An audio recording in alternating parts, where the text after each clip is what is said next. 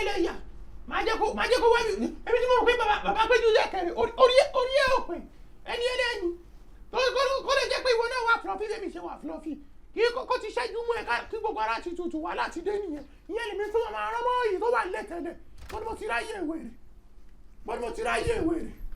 Hello, ma. Bọ́dọ̀ mo ti ráyè ìwé rẹ̀. Hello, ma'am. I'm greeting you, ma'am. Hello, ma. Hey!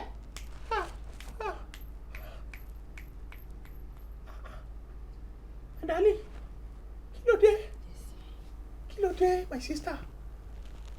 Ìwọ ló ń gbá báyìí. Ìwọ ló fẹ́ fún ìtọ́kàn tó yìí. Yes, ma. It's too combination.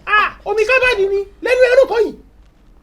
Sọ́kàwé ìgbẹ́rù ẹ̀kọ́ jáde, my sister. Irọ́, iṣẹ́ pollution. Mo dáràn. Bó ti dá tó yìí. Kódà. Ọlọ́run. Iṣẹ́ pollution èmi náà kọ́. It's okay.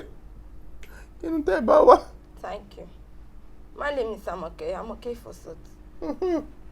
Third name mi ni Ọlọ́run ṣebí ènìyàn ní bínú. Adúpẹ́ lógún tó yìí. Ọmọ lógún tó yìí. Ọ̀sẹ̀ yẹn bá fẹ́ pé ẹ̀fọ́ sọ́ọ̀tì ń sin, a lè pè é ní ibi. Ibi. Àbí bínú. Bínú. Àbí ìbínú. Àbí ìbínú. Yes. Àwọ̀. Ìbínú àdúgbò. Ìbínú àdúgbò. Kí ni tẹ́ bá wà? Thank you. I'm a safe. Safe. Kitchen utensils. I want no spoon àbí knife. Safe.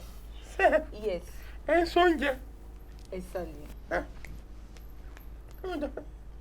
Àwọn oúnjẹ ò lè ṣe.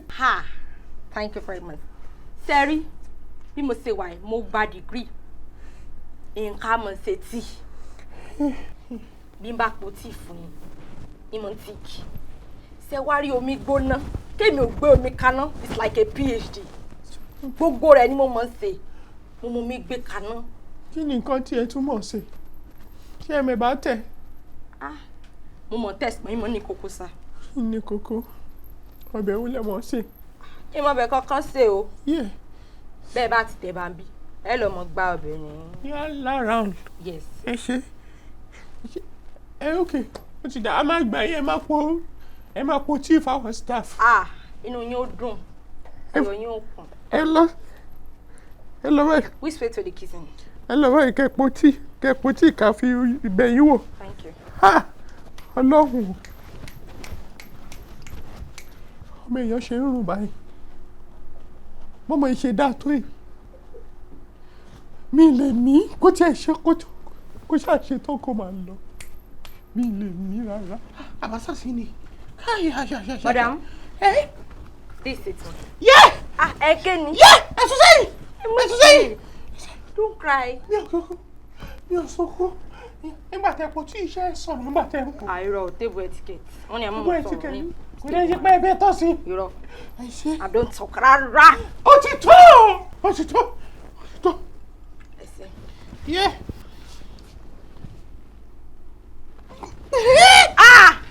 Mo gbé àgbọ̀dẹ̀pọ̀ ní. Irọ́ o.